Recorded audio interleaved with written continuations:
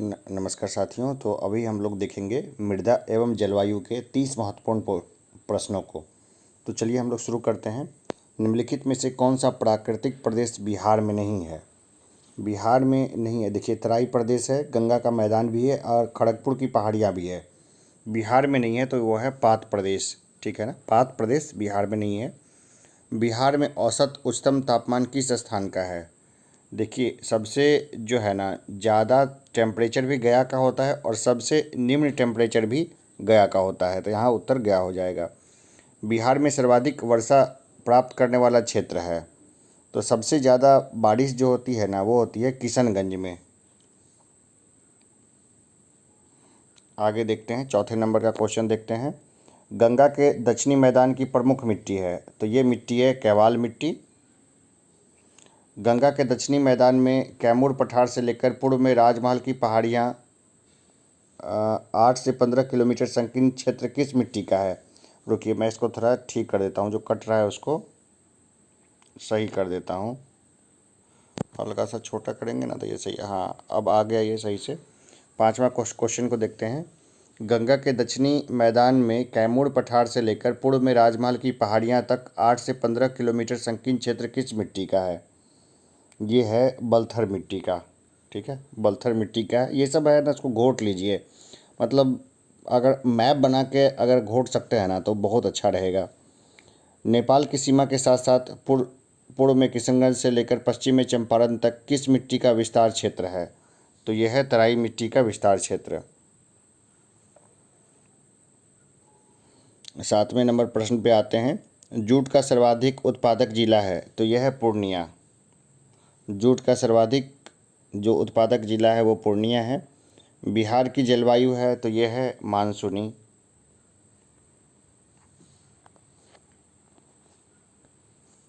चलिए और प्रश्नों को हम लोग देखते हैं। सारे प्रश्नों को जैसे जैसे हल करेंगे वैसे वैसे हम लोग का कॉन्फिडेंस भी है वो बढ़ता जाएगा। बिहार स्पेशल में अगर सभी बुक के सभी क्वेश्चंस को अगर लगा लिए ना तो 30 क्वेश्चन में से समझिए 25 तो आराम से हो जाएगा। 9वां नंबर का क्वेश्चन देखते हैं। बिहार में मानसून कब आता है? तो जून के मध्य में आ जाता है। जो लोग बिहार में रहते हैं वो उन्होंने तो अनुभव भी किया होगा कि जून के मध्य में मानसून आ जाता है। 10वां नंबर प्रश्न को देखते हैं। पूर्णिया और सहरसा जिले के कोसी क्षेत्र में मुख्यतः कौन सी मिट्टी पाई जाती है? तो ये पाई जाती है खादर मिट्टी। 11 नंबर प्रश्न पे है। नवीन जलोढ़ मिट्टी बिहार के किस जिले में पाई जाती है? तो देखिए सहरसा में भी है नवीन जलोढ़ मिट्टी, बारिश का क्षेत्र उधर है काफ़ी। पूर्णिया में भी है और दरभंगा में भी है। जहाँ जहाँ थोड़ा बाढ़ का सिचुएशन रहेगा ना और खूब बारिश होगी सब जगह पे जो है नवीन जलोढ़ मिट्टी पाई जाएगी। तो इसका उत्तर हो जाएगा उपर्युक्त सभी जगह पाई जाती है। 12 नंबर का क्वेश्चन देखते हैं। दलदली मिट्टी बिहार के किस जिले में पाई जाती है? तो देखिए दलदली मिट्टी का भी अगर हम लोग बात करें तो देखिए सुपौल भी दलदली क्षेत्र में आ गया, सीतामढ़ी तो भाई है ही और किशनगंज है ही। खूब वर्षा होती है तो जाहिर सी बात है दलदली क्षेत्र होगा ही, तो इसका भी उत्तर होगा उपर्युक्त सभी। 13 नंबर क्वेश्चन को देखते हैं। बिहार में लेटेराइट मिट्टी किस भाग में पाई जाती है? तो ये पाई जाती है छोटा नागपुर पठार के उत्तरी भाग में। लेटेराइट मिट्टी कहाँ पाई जाती है? तो छोटा नागपुर पठार के उत्तरी भाग में, ठीक है ना, पठार के उत्तरी भाग में पाई जाती है लेटेराइट मिट्टी।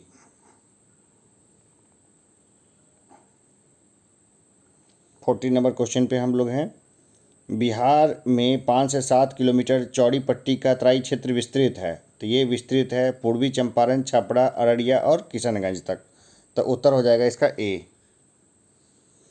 15 नंबर पे आते हैं हम लोग। बिहार में पुरानी जलोढ़ मिट्टी का विस्तार है, तो देखिए ये जो विस्तार है रोहतास में है, गया में है, पटना में है, मुंगेर है और भागलपुर में है। तो इसका उत्तर हो जाएगा बी।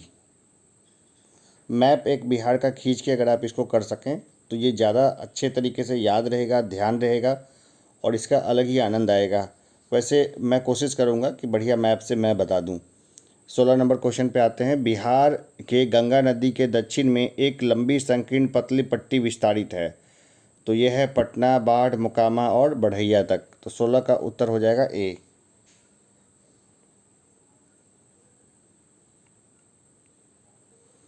17 नंबर क्वेश्चन पे आते हैं। बिहार में भाबर के मैदान क्षेत्र को कहा जाता है, तो ये कहा जाता है चंपारण के उत्तर पश्चिमी भाग।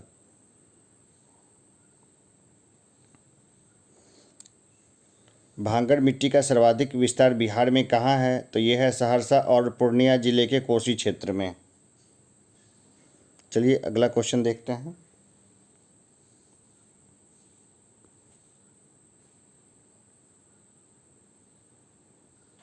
19वें नंबर प्रश्न पे हैं, बिहार में जलोढ़ मिट्टी की प्रमुख फसल है। तो देखिए जलोढ़ मिट्टी में होता है धान, गेहूँ, ईख, चना, अरहर और बाजरा, सब उसमें हो जाएगा।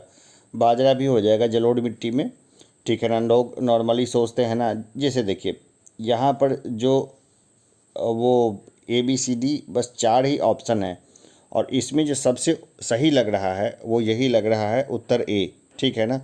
तो इसमें जो है उत्तर जो हो जाएगा वो हो जाएगा A, क्योंकि तंबाकू में पानी की ज़रूरत नहीं होती है, नहीं तो A और B दोनों हो सकता था। तो तंबाकू में पानी की उतनी ज़रूरत नहीं होती है, जलोढ़ मिट्टी की नहीं, तो इसका उत्तर A हो जाएगा, क्योंकि बाकी सब में जलोढ़ मिट्टी में सब बाकी सारे फसल हो जाएंगे। 20वें नंबर प्रश्न पे आते हैं, काप मिट्टी की प्रधानता बिहार के किस जिले में है। काप मिट्टी जो है वो भागलपुर में बहुतायत से मिलती है। बिहार के अधिकांश भाग आच्छादित हैं। बिहार के अधिकांश भाग आच्छादित हैं, तो आच्छादित है कछाड़ी मिट्टी से। 22वां नंबर प्रश्न पे जाते हैं, बिहार की जलवायु में कितने मौसम प्रचलित हैं, तो 3 मौसम मेन है, शीत है, ग्रीष्म है और वर्षा है। 3 मौसम जो है ये प्रचलित हैं, तो 22 का उत्तर हो जाएगा A।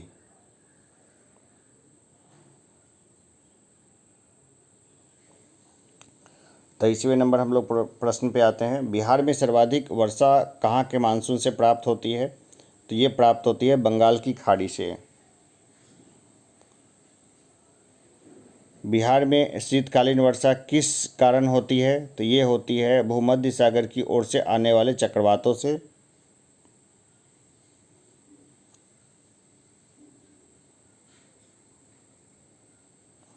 26वें नंबर प्रश्न पे हैं, वर्षा ऋतु में बिहार में किस मानसून का प्रभाव रहता है, तो ये प्रभाव रहता है दक्षिणी पश्चिमी मानसून का, ठीक है ना। तो 26 का उत्तर A हो जाएगा, दक्षिणी पश्चिमी मानसून से ही बिहार में अधिकांश वर्षा होती है। बिहार में शीत ऋतु में झंझावत वर्षा होने का कारण है, तो ये कारण है चक्रवातीय तूफान। 28 नंबर पे आ गए हम लोग, देखते हैं कि बिहार में गर्मी के दिनों में सूर्य की स्थिति रहती है, तो सूर्य जो है ना गर्मी के दिनों में उत्तरायण होता है, ठीक है ना, उत्तरायण होता है, और ठंड के दिनों में दक्षिणायन हो जाता है। देखिए दक्षिण की तरफ सूरज चलेगा ना तो दक्षिणायन हो जाएगा। तो शीत ऋतु में आप देखिएगा कि दक्षिण की तरफ जो होता है वो सूरज चलता है, और ग्रीष्म ऋतु में वो थोड़ा उत्तर की तरफ खिसक के एकदम सर पे आ जाता है, तो क्या हो जाएगा, ग्रीष्म ऋतु में सूर्य की स्थिति रहती है तो उत्तरायण रहती है। बिहार में ग्रीष्म काल में सर्वाधिक वर्षा होती है, तो ये होती है पूर्वी भाग में, ठीक है। अब तो एक ही प्रश्न बचा, 30 क्वेश्चन ही देखना है अपने को। अब देखिए 30वें नंबर पे हैं, बिहार में सर्वाधिक वर्षा किस क्षेत्र में होती है, ठीक है। बिहार में सर्वाधिक वर्षा होती है उत्तर पूर्वी क्षेत्र में। तो बस ठीक है, सिंपल ही है, आप लगातार दोहराते रहिए। जो प्रश्न नहीं आता है उसको अपने नोटबुक में नोट कर लीजिए, जो आता है उसको छोड़ दीजिए। यही पढ़ने का तरीका है, फिर उस नोटबुक को लगातार जो है वो रिवाइज करते रहिए। तो यहाँ मृदा एवं जलवायु से हमने जो है टोटल 30 क्वेश्चंस को देखा है। अभी के लिए इतना ही, मिलते हैं एक छोटे से ब्रेक के बाद।